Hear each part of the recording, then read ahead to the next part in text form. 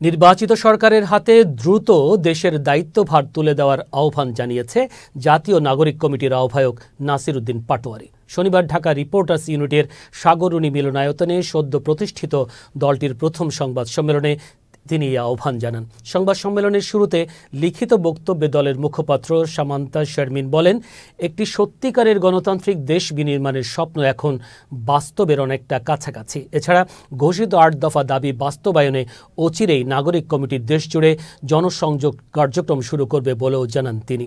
জুলাই বিপ্লবে আহতদের চিকিৎসা ও নিহতদের পরিবারের পুনর্বাসনে সরকারের প্রতি আহ্বান জানান দলের সদস্য সচিব আখতার হোসেন। আমরা যারা এখন বর্তমানে গভর্নমেন্টের দায়িত্ব আছেন তাদের কাছে আমরা বলবো যে আপনারা অতি দ্রুত কাজগুলো শেষ করুন, একটি নির্বাচিত সরকারের হাতে দায়িত্ব তুলে দিন। কিন্তু সেই কাজগুলো সমাধান করার জন্য শুধু সরকার নয়, আমরা যেহেতু জনগণ পিপলস উইলে সরকার গঠিত হয়েছিল, আমরা সরকারকে সহযোগিতা করতে হবে।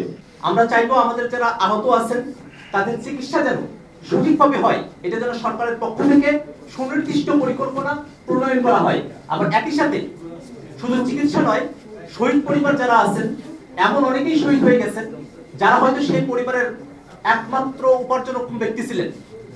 তো সেই পরিবার কিন্তু হাতের সংস্থান তাদের হচ্ছে না, সেই পরিবারগুলোর কিন্তু পুনর্বাসন প্রয়োজন।